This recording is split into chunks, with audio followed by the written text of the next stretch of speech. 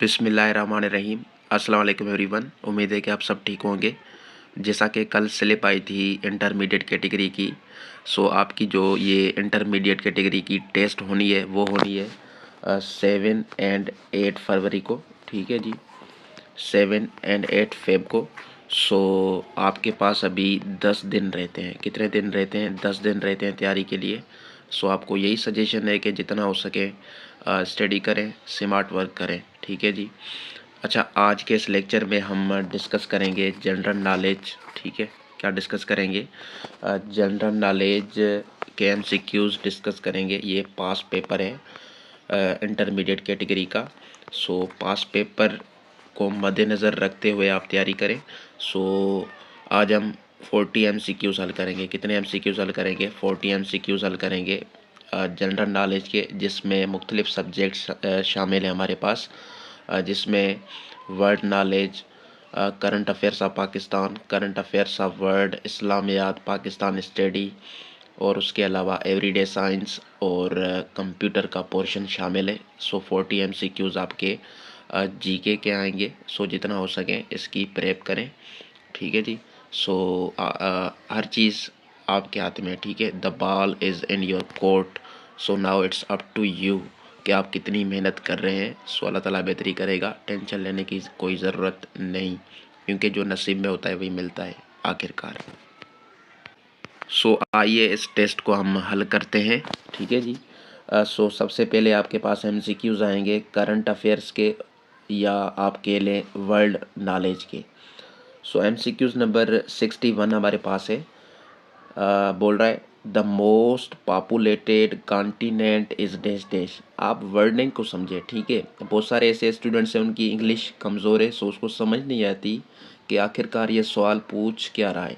सो wording को आप ज़्यादा फोकस करें जो क्वेश्चन में पूछी गई है।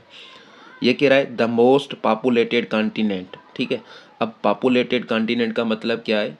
सो कॉन्टिनेंट तो आपको पता है, पॉपुलेटेड का मतलब होता है जो आबादी के लिहाज से सबसे ज़्यादा हो। ठीक है, सो सबसे ज़्यादा आबादी किस कॉन्टिनेंट में है? किस कॉन्टिनेंट में? सारों को पता है, इसका सिंपली आंसर हमारे पास है एशिया कॉन्टिनेंट। ठीक है, ऑप्शन ए इसका करेक्ट है। सो जो मोस्ट पॉपुलेटेड कॉन्टिनेंट आपका वो है एशिया। ठीक है। अच्छा, इसके रिलेटेड और एमसीक्यूज याद रख लें। जो लेस पॉपुलेटेड है, ठीक है, कॉन्टिनेंट, वो हमारे पास कौन सा है? लेस पॉपुलेटेड कॉन्टिनेंट वो हमारे पास होगा अंटार्कटिका। Antarctica, Antarctica. ठीक है जी। अच्छा, उसके बाद आपसे ये भी पूछ सकते हैं कि एरिया के लिहाज से सबसे बड़ा कॉन्टिनेंट कौन सा है? एरिया के लिहाज से। ठीक है, सो एरियाजी के लिहाज से भी सबसे बड़ा एशिया है, और पॉपुलेशन के लिहाज से भी। अच्छा, उसके बाद आपसे पूछ सकते हैं कि लीस्ट, मतलब कि सब एरिया में सबसे कम कॉन्टिनेंट कौन सा है? ठीक है, लेस में नीचे ये एरो लगा रहा हूँ, मतलब कि एराजी के लिहाज से सबसे कम जो कॉन्टिनेंट है वो कौन सा है? वो आपके पास है ऑस्ट्रेलिया। एराजी के लिहाज से सबसे छोटा, ठीक है, स्मॉलेस्ट एरिया है इसका ऑस्ट्रेलिया का। ऑस्ट्रेलिया एक कंट्री भी है। ठीक है, और ऑस्ट्रेलिया कॉन्टिनेंट को कुछ बुक्स में ओशिनिया भी कहते हैं, ओशिनिया कॉन्टिनेंट। सो ये एमसीक्यूज़ हैं रिलेटेड, आपको मैंने बता दिए। सो इसका बहरहाल जो करेक्ट आंसर है वो क्या है हमारे पास? वो है Asia. The most populated continent is Asia. So ये एमसीक्यूज़ आपका हो गया क्लियर। अब हम चलते हैं 62 पर। 62 कह रहा है how many rings are there on the Olympic flag. जो हमारा ओलंपिक फ्लैग है उसमें कितने रिंग्स हैं? सो उसमें बेसिकली 5 रिंग्स हैं। कितनी रिंग्स हैं? 5 रिंग्स हैं। और ये जो फ्लैग है ओलंपिक का, ठीक है, इस पर जो रिंग्स हैं बेसिकली 5 है, और ये 5 रिंग्स हर एक कॉन्टिनेंट को शो कर रही है। ठीक है, कॉन्टिनेंट को शो करती है, याद रखें ये। सो कहने का मतलब ये है कि रिंग्स कितनी होती है ओलंपिक फ्लैग में?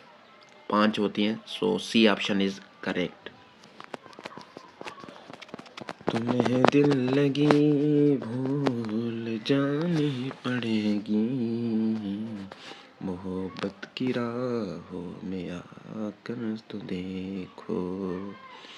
अच्छा, उसके बाद 63 हमारे पास है, the United Nations came into existence officially in. जो आपका यूनाइटेड नेशंस हैं, ठीक है, यूएन है, वो कब वजूद में आई? सो बेसिकली ये 24 अक्टूबर, ठीक है, 24 अक्टूबर 1945 को ऑफिशियली एग्जिस्टेंस में आई। याद रखें, वर्ल्ड वार 2 के बाद, ठीक है। सो इसका जो करेक्ट आंसर होगा क्या होगा? सो इसका करेक्ट आंसर होगा ऑप्शन नंबर बी, अक्टूबर 1945 में यूनाइटेड नेशंस ऑफिशियली एग्जिस्टेंस में आई। उसके बाद हमारे पास है जी 64, कह रहा है there are dash dash non permanent members of the security council. Security council basically ये आर्गन है यूनाइटेड नेशन का, ठीक है। याद रखें, जो आर्गन्स है यूएन के वो कितने होते हैं? 6 होते हैं। कितने होते हैं? 6 आर्गन्स हैं यूनाइटेड नेशन के, उसमें से सिक्योरिटी काउंसिल एक है। पूछ रहा है कि नॉन परमानेंट मेंबर्स कितने होते हैं सिक्योरिटी काउंसिल के? सो वो होते हैं हमारे पास 10। कितने होते हैं? 10 होते हैं। अच्छा, मैं अभी थोड़ी डिटेल बताने लगा हूँ इस सवाल की। टोटल सिक्योरिटी काउंसिल, एसएस मतलब सिक्योरिटी काउंसिल, ठीक है, इसके होते हैं 15 मेंबर्स। कितने मेंबर्स होते हैं? 15 मेंबर्स होते हैं, जिनमें से जो 10 हैं वो नॉन परमानेंट, एनपी मतलब नॉन परमानेंट मेंबर्स होते हैं, ठीक है। और उसके अलावा जो 5 है वो क्या होते हैं? 5P होते हैं, मतलब परमानेंट मेंबर्स होते हैं। याद रखें, टोटल कितने होते हैं? 15, 5 परमानेंट और 10 नॉन परमानेंट मेंबर्स होते हैं। ये पॉइंट आप नोट करें। उसके बाद हमारे पास आई थिंक 65 MCQs है। The currency of Indonesia is dash dash. Indonesia की करेंसी कौन सी है? सो इंडोनेशिया की करेंसी ऑप्शन ए यहाँ पर करेक्ट है, रुपया, ठीक है। रुपया is the currency of Indonesia. अच्छा, याद रखिए इंडोनेशिया का कैपिटल कौन सा है? Jakarta. Jakarta is the capital of Indonesia. अच्छा, एक और बात, मुस्लिम कंट्री में सबसे ज़्यादा आबादी वाला मुल्क कौन सा है? सो वो भी इंडोनेशिया है, ठीक है, ये आप याद रखें। बाकी युआन ये करेंसी चाइना की है, ठीक है, और रिंगिट ये किसकी है? ये मलेशिया की है, और रियाल तो आप सबको पता है।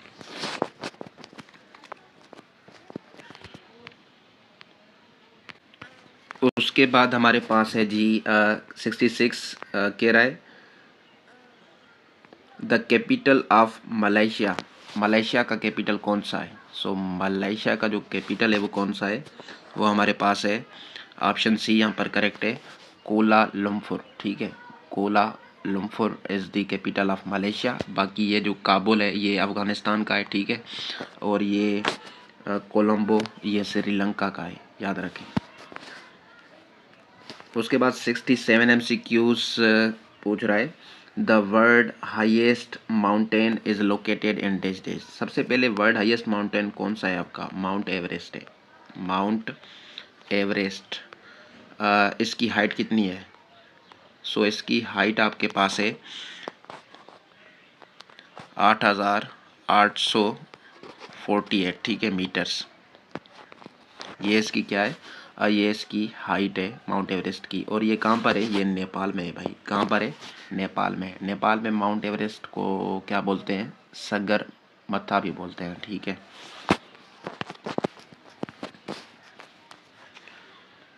उसके बाद है जी 68 the largest ocean of the world. सबसे बड़ा ओशियन कौन सा है दुनिया में? सो वो है, सबको पता है, पैसिफिक ओशियन, ठीक है, Pacific Ocean. Basically there are 5 oceans in the world, ठीक है। आप इस ट्रिक से याद करें, पैसा, PAISA, पैसा।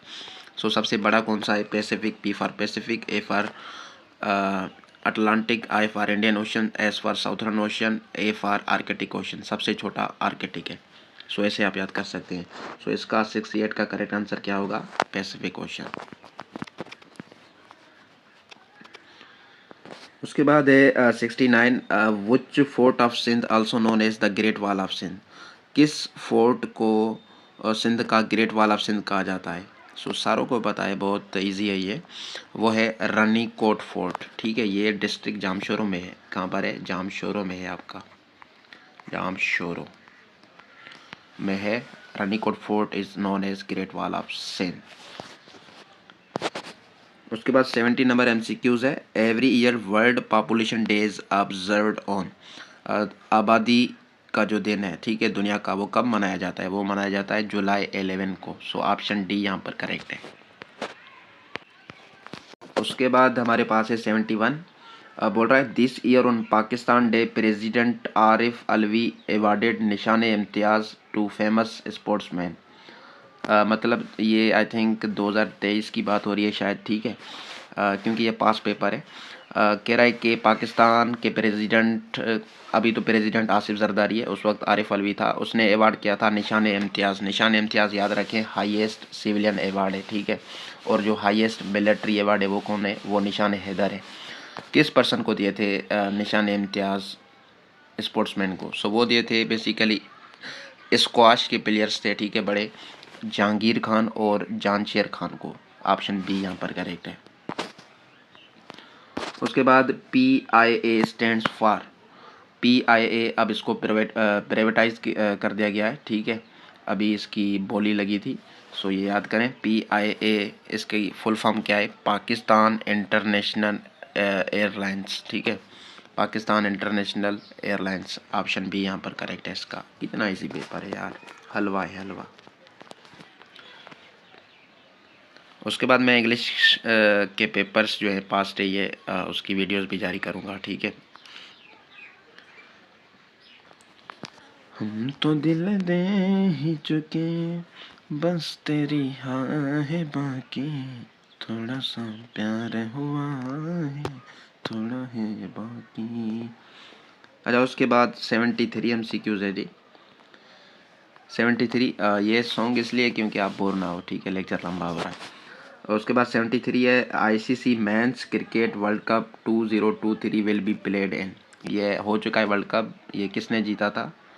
सो ये ऑस्ट्रेलिया ने जीता था। सो ये बेसिकली इंडिया में, ठीक है, इंडिया में खेला गया। सो इंडस नहीं है, ये इंडिया है, ठीक है, इसको नोट करें, इंडिया में खेला गया था ये।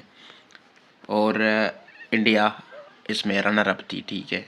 जीता किसने था? पैट कमिंस की कप्तानी में ऑस्ट्रेलिया ने ये 2023 वर्ल्ड कप। और पाकिस्तान की इंतहाई नाकिस कारकर्दगी रही थी इस वर्ल्ड कप में, और पाकिस्तान नॉकआउट हुई थी सेमीफाइनल के दौर से।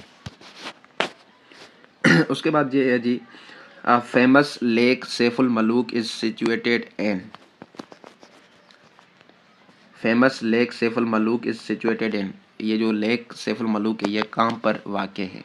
सो ये आपकी वाक़ है नारान में, ठीक है। कहाँ पर? नारान में। ये KPK में है, ठीक है। कहाँ पर है? KPK में, नारान, वहाँ पर है। बहरहाल अगर कोई गया है यहाँ पर नारान, सो कमेंट कर दे। हम तो कभी नहीं गए, हम तो सिंध और पंजाब से निकले ही नहीं है भाई। उसके बाद हमारे पास है जी 75। How many stars are there in the flag of United States of America? United States of America के फ्लैग में कितने स्टार्स हैं? सो 50 स्टार्स हैं, ठीक है, मैं पढ़ा चुका हूँ ये, क्योंकि 50 स्टेट्स हैं अमेरिका की। कितनी रियासतें हैं? 50 हैं, ठीक है। और इसका कैपिटल कौन सा है? इसका कैपिटल है जी वाशिंगटन DC। और इसका करंट प्रेसिडेंट कौन है? वो है डोनाल्ड ट्रम्प साहब। अच्छा, ये MCQs आपके ख़त्म हो गए। अभी आपके शुरू हो रही है एवरीडे साइंस के, ठीक है, 10 MCQs इसके भी आएंगे। 76 बोल रहा है the central control system of human body is are, जो सेंट्रल कंट्रोल सिस्टम है ह्यूमन बॉडी का वो कौन है भाई? वो आप सबको पता है, ब्रेन है, दिमाग है हमारा, ठीक है। इसका 1.4 kg अप्रोक्सीमेटली वेट है, ठीक है।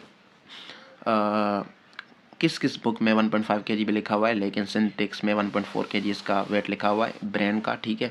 और ब्रेन के 3 मेन पार्ट्स होते हैं, सेरिबरम, सेरिब्यूलम, मेडुला ओब्लॉन्गेटा, ठीक है। और ये कंट्रोल सेंटर है पूरे सिस्टम, जितने भी है बॉडी में, उसको कंट्रोल करता है ब्रेन। सो ब्रेन, ठीक है, ब्रेन इज ब्रेन।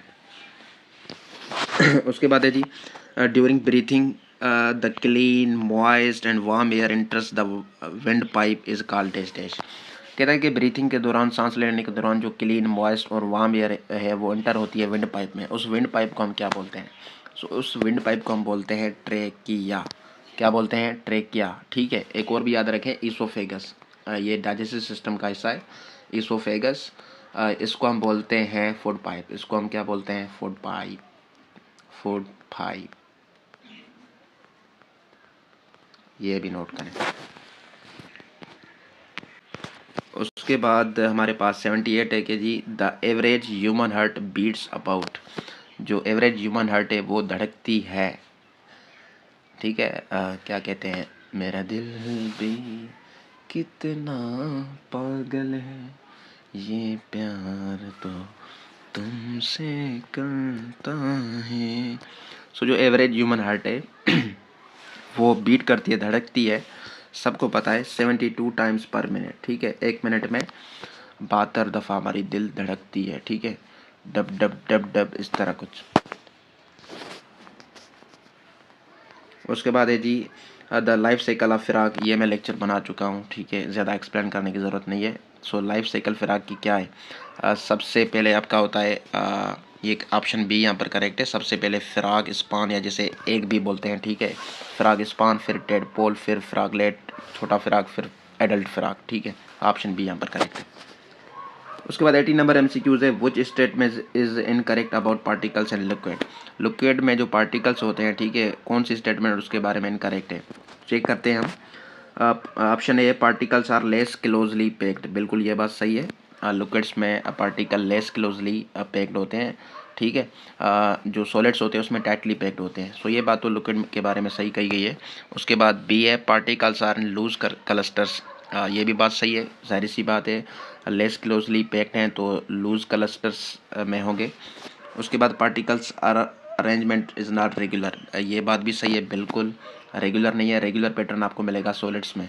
उसके बाद है, particles have large empty spaces between them. So ये बात जो है ना गलत है, ठीक है, ये सही ऑप्शन है, यहाँ पर इनकरेक्ट है, क्योंकि इतना बड़ा गैप नहीं होता पार्टिकल्स में लिक्विड्स के, ये गैप ज़्यादा होता है किसमें? गैसेज में। ठीक है,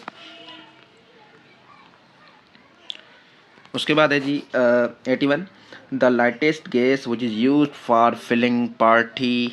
1 minute, let me raise this. 81 है जी द लाइटेस्ट गैस, हल्की में हल्की गैस, which is use for filling party and advertisement balloons is dash dash. जो पार्टी में या एडवर्टाइजमेंट में बालून्स यूज़ किए जाते हैं उसमें कौन सी गैस भरी होती है? वैसे हीलियम भरी जाती है, ठीक है, लेकिन यहाँ पर ऑप्शन ही नहीं है, क्योंकि हीलियम जो है ना वो इनफ्लेमेबल होती है। ठीक है, ये हाइड्रोजन जो है ना ये फ्लेमेबल होती है ज़्यादा, सो कम यूज़ करते हैं, लेकिन यहाँ पर ऑप्शन हाइड्रोजन आप करेक्ट कर लें, क्योंकि हीलियम का ऑप्शन ही सही यहाँ पर मौजूद नहीं है। सो हाइड्रोजन गैस भरी जाती है भाई। 82 है, which statement is incorrect about metals. Metals के बारे में कौन सी स्टेटमेंट इनकरेक्ट है? Option A, metals are solid at room temperature. बिल्कुल बात सही है, ठीक है, लेकिन एक एक्सेप्शन है कि जो मरकरी है मेटल, ठीक है, वो मरकरी, ठीक है, वो किस में आपको मिलता है? वो आपको मिलता है लिक्विड में, लिक्विड नेचर में मिलता है। ठीक है, ये एक्सेप्शन है आपकी, सो ये नोट करें। सो ये बात भी सही कही गई है कि कहाँ गया, metals are solid at room temperature. उसके बाद metals have high melting and boiling points. बिल्कुल भाई, NaCl का आप देख लें। उसके बाद metals are dull and soft. भाई ये बात गलत है, ठीक है, मेटल्स बहुत सख्त होते हैं, क्लोजली पैक्ड होते हैं, सो इसी वजह से metals are dull and soft, ये बात गलत है, सो ऑप्शन सी यहाँ पर करेक्ट है। उसके बाद metals are good conductors of heat and electricity, ये बात भी ठीक है, ठीक है, सो इनकरेक्ट स्टेटमेंट कौन सी? Metals are dull and soft.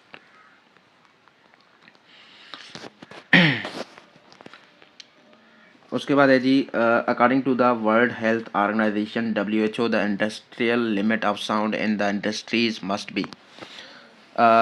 WHO के मुताबिक जो इंडस्ट्रियल लिमिट है साउंड की इंडस्ट्रीज़ में क्या होनी चाहिए?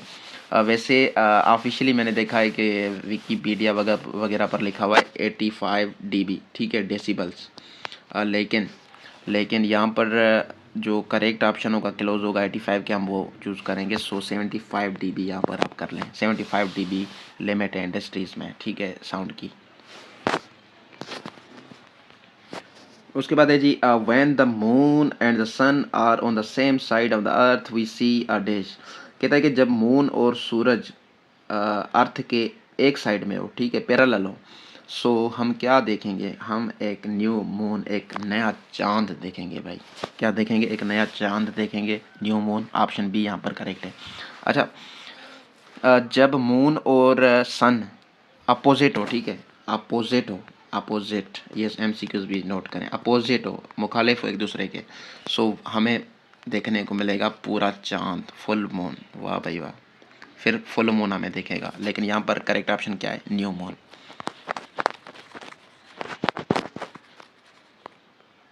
उसके बाद है जी 85, how much time the sunlight takes to reach on the earth. कितना टाइम लेती है सूरज की रोशनी ज़मीन तक पहुंचने में। सो ऑप्शन डी यहाँ पर करेक्ट है, 8 मिनट्स, ठीक है। वैसे 8 मिनट्स एंड 20 सेकेंड होता है, ठीक है, एंड 20 सेकेंड्स, ठीक है, ये भी करेक्ट है, ठीक है। लेकिन यहाँ पर 8 मिनट्स दिया हुआ है, सो 8 मिनट्स, ऑप्शन डी यहाँ पर करेक्ट है।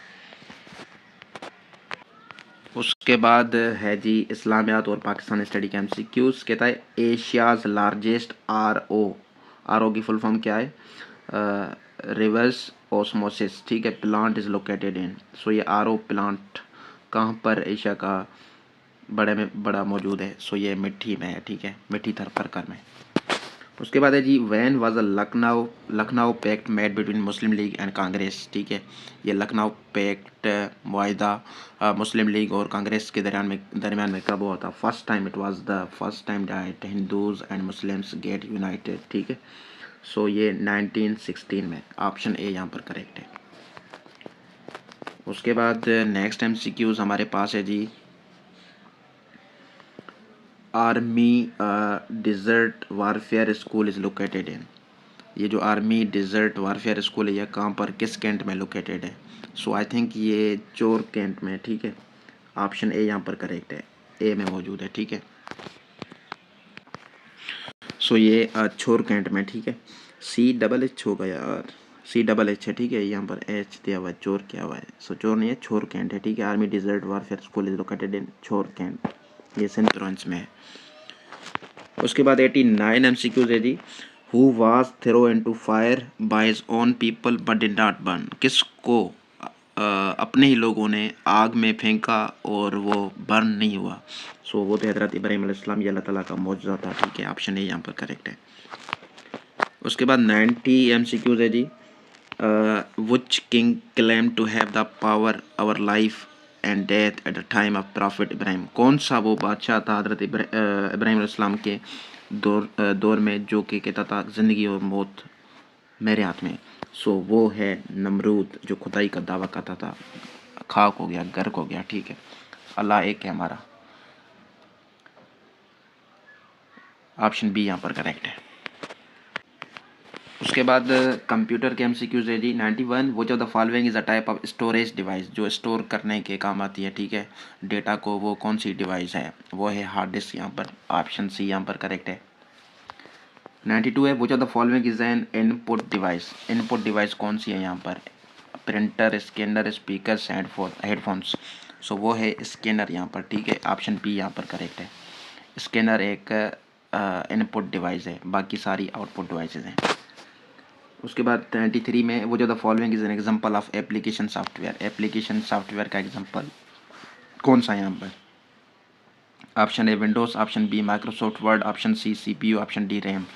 सो जाहिर सी बात है माइक्रोसॉफ्ट वर्ड, ठीक है, ये एप्लीकेशन सॉफ्टवेयर है, बाकी पार्ट्स हैं। वो जब द फॉलोइंग 94 है वो जो the following is a type of software that is design to harm और steal information from a computer system.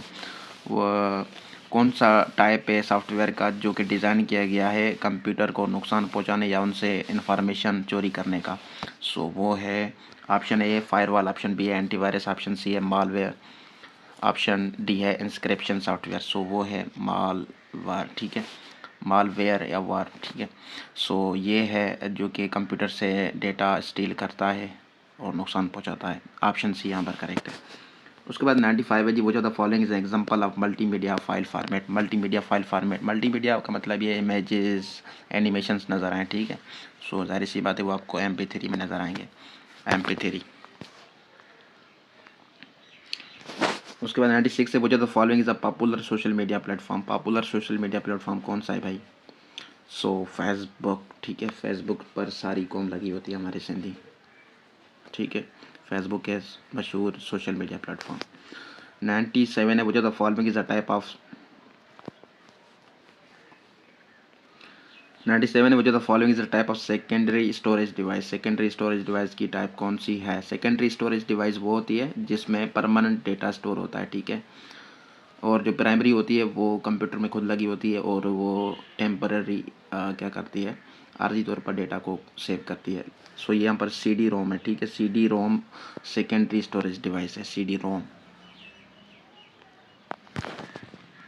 उसके बाद 98, yes 98 which of the following is a type of software that is used to protect a computer system from viruses and other malicious software।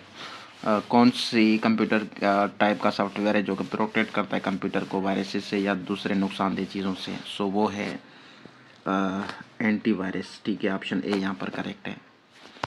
99 हमारे पास कह रहा है वो जो the following is an example of cloud computing device. Cloud computing device का example कौन सा है यहाँ पर? सो आई थिंक बड़ा टफ क्वेश्चन है यार। माइक्रोसॉफ्ट वर्ड होगा, एडोब फोटोशॉप होगा, या विंडोज़ होगा, या गूगल ड्राइव। सो गूगल ड्राइव है, ठीक है। ऑप्शन है यहाँ पर करेक्ट है। उसके बाद 100 नंबर MCQs है वो जो the following is an example of computer peripheral device, ठीक है। जिसका आपने सुना था ना कि there are two types of nervous system, central nervous system, peripheral nervous system. So computer में भी कुछ इस तरह है, ठीक है। सो मैं करने लगा हूँ इसको। पेरिफेरल कंप्यूटर डिवाइस कौन सी है यहाँ पर? वो है हमारे पास है जी प्रिंटर, ठीक है। ये सेकेंडरी है, ये आउटपुट डिवाइस जो लगी होती है, ठीक है जी। सो पेरिफेरल डिवाइस प्रिंटर है। So thank you so much.